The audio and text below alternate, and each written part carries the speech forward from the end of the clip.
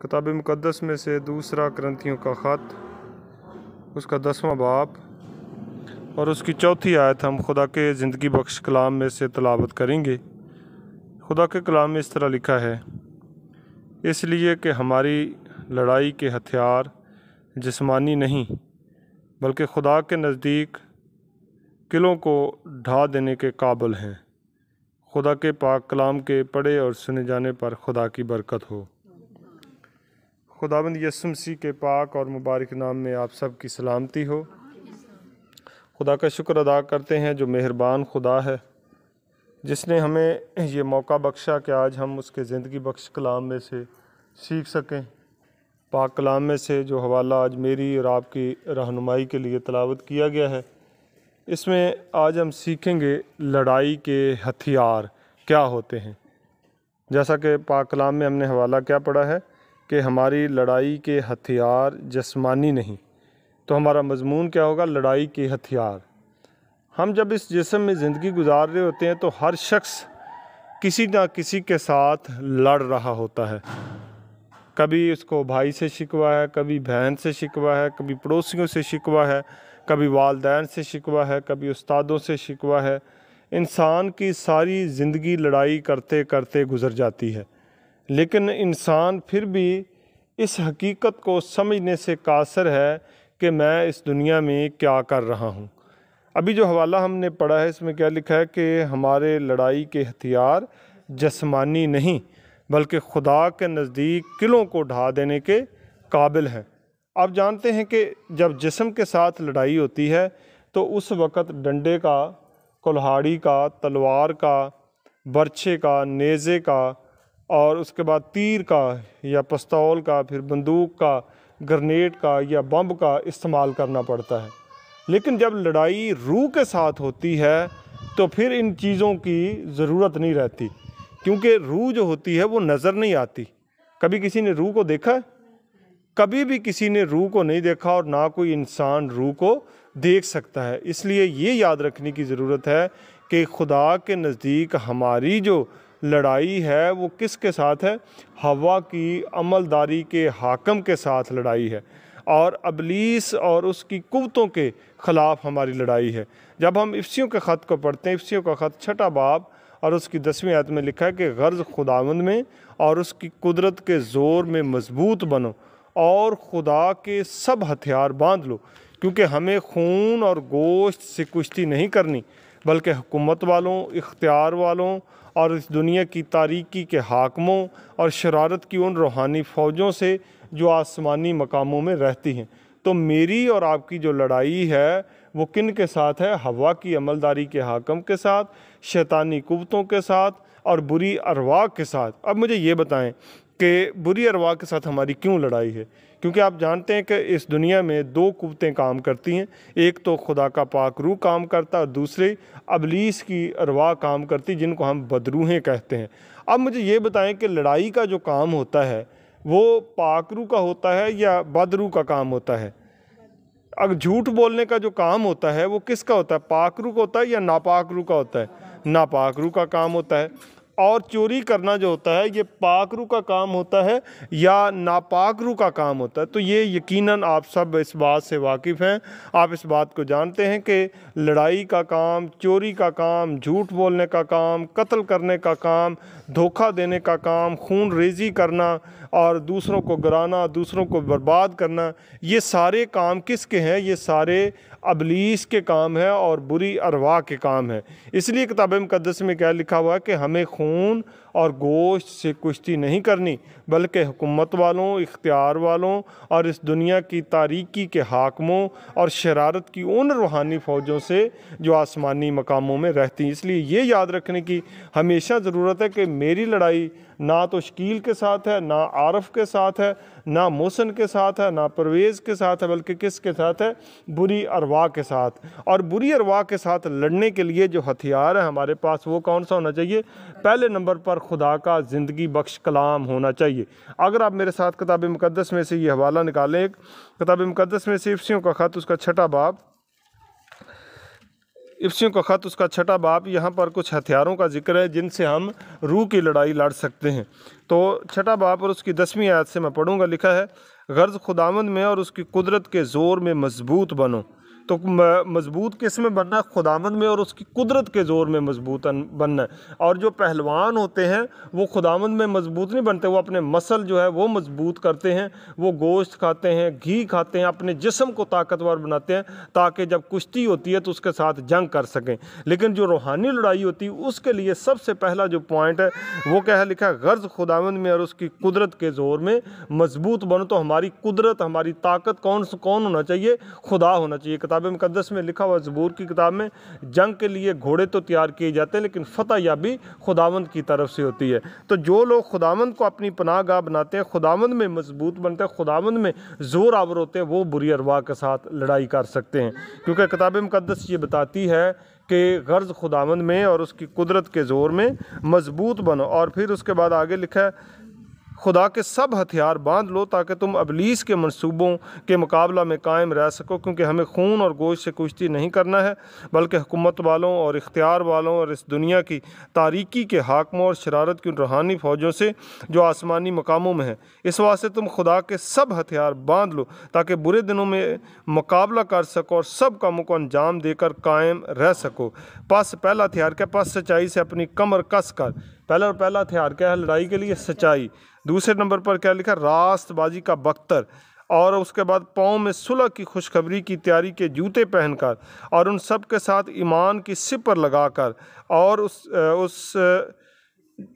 उस शरीर के सब जलते हुए तीरों को बजा सको और निजात का खुद और रूह की तलवार जो खुदा का कलाम है ले लो और हर वक्त और हर तरह से रूह में दुआ और मिन्नत करते रहो और इसी गरज से जागते रहो कि सब मुकद्दसों के वास्ते बिला नागा दुआ करो। अब पहला हथियार सच्चाई, दूसरा हथियार रास्तबाजी, तीसरा हथियार सुलह, चौथा हथियार ईमान और पाँचवा हथियार खुदा का कलाम जो रूह की तलवार है और छठा हथियार क्या है? दुआ।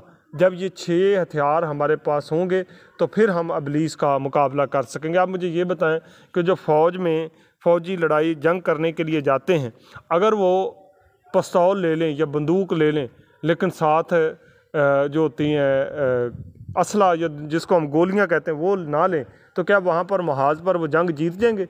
नहीं, बिल्कुल वो जंग हार जाएंगे। या वो ऐसा कर लें कि सब कुछ ले लें लेकिन उनके पास जो बंदूक है वो दुरुस्त ना हो तो वो वहाँ पर लड़ाई नहीं कर सकेंगे। इसलिए लड़ाई के लिए ये कानून होता है, असूल होता है कि आप सबसे पहले होशियार और बेदार हों। दूसरे नंबर पर आप ये ख्याल ना करें कि जब दूसरा वार करेगा तो फिर मैंने वार करना है। आपको 24 घंटे मुसल्ला रहना है, 24 घंटे होशियार रहना है। इसलिए खुदावंद यीशु मसीह ने अपने शागिर्दों को क्या कहा था? जागो और दुआ करो ताकि तुम आजमाइश में ना पड़ो। तो यहाँ पर जो लड़ाई के हथियार बताए गए, पहले नंबर पर सच्चाई, दूसरे नंबर पर रास्तबाजी। सच्चाई क्या होती है? क्योंकि झूठ को हम शिकस्त कैसे देंगे? सच्चाई के साथ। तो झूठ को शिकस्त देने के लिए हमारे पास सच्चाई होनी चाहिए। नाराज़गी को शिकस्त देने के लिए हमारे पास क्या होनी चाहिए? रास्तबाजी। अब नाराज़गी क्या होती है? नाराज़गी हर वो काम होता है जो खुदा की शरीयत के ख़िलाफ़ है। मिसाल के तौर पर आप चोरी कर रहे हैं तो आप नाराज़गी कर रहे हैं, आप किसी को धोखा दे रहे हैं आप नाराज़गी कर रहे हैं, आप किसी का हक मार रहे हैं तो भी आप नाराज़गी कर रहे हैं। तो जब आपके पास रास्तबाजी का हथियार होगा तो फिर आप नाराज़गी को क्या करेंगे? शिकस्त दे सकेंगे। उसके बाद लिखा हुआ है सुलह।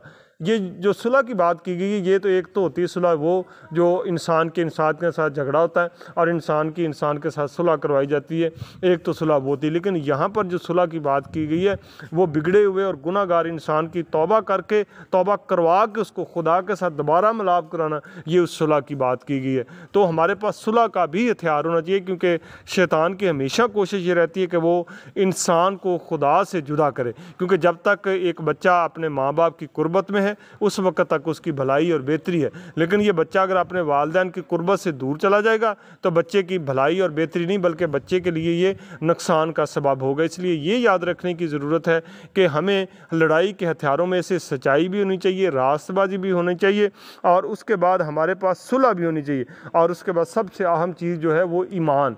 ईमान जो होता है वो आपको ताकत बख्शता है, ईमान जो होता है वो आपको मजबूत करता है, ईमान जो होता है वो आपको दलेरी देता है, ईमान जो होता है वो आपको कुव्वत बख्शता है। लेकिन जब आपके पास ईमान नहीं है, आप बुज़दिल भी होंगे, आप नकम्मे भी होंगे, आप नालायक भी होंगे, आप खौफज़दा भी होंगे, आप लोगों को देखकर डर भी जाएंगे। लेकिन जिसके पास ईमान, आपको पता है कि दाऊद बादशाह जब जाती जूलियत को मारने के लिए गया, एक छोटा बच्चा था, जिस तरह आकाश है या यहाँ पर कोई 8-10 साल का कोई बच्चा होगा, इतना छोटा बच्चा था, और वो एक फलाखन जिसको हम गलेल कहते हैं वो लेकर गया, और उसको ईमान था कि मैं उसे मार गिराऊंगा, क्योंकि ताकत पीछे किसकी थी? खुदा की थी। और वो ईमान के साथ गया और उसने वो जंग जीत ली, और उस बड़े आदमी को जो उनका जर्नैल था उसको मार गिराया। किसके साथ मार गिराया?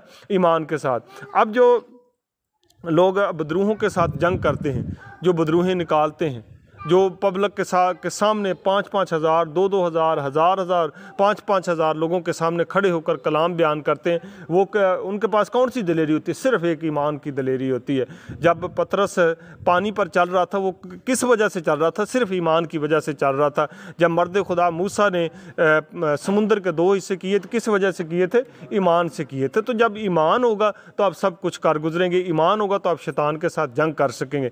शैतान के साथ जंग करने के लिए पहली चीज़ जो है वो आपके पास ईमान होना चाहिए, क्योंकि जब आपके पास ईमान होगा तो फिर आप दलेर होंगे, जब आपके पास ईमान नहीं होगा तो फिर आप बुज़दिल होंगे। तो लड़ाई के हथियारों में से एक हथियार ईमान का है। और उसके बाद अगला जो हथियार है वो है खुदा का कलाम, जो रूह की तलवार है। आपको पता है तलवार जो होती है इसका क्या काम होता है? काटना। शैतान को सबसे ज़्यादा जिस बात पर ज़रब लगती है वो खुदा का कलाम है। आपको पता है जब हम किताब मुक़द्दस को पढ़ते हैं तो खुदावंद यीशु मसीह के पास शैतान आया और उसने क्या कहा कि इन पत्थरों से कह के तेरे लिए रोटियां बन जाए। तो यीशु ने उसके डंडा नहीं सर पर मारा और ना ही वहाँ पर पत्थर पड़े हुए थे पत्थर मारा था, बल्कि क्या कहा था? ये भी लिखा है कि आदमी सिर्फ रोटी ही से जीता न रहेगा बल्कि हर उस बात से जो खुदा के मुंह से निकलती है। तो यीशु ने वहाँ पर कौन सी तलवार इस्तेमाल की?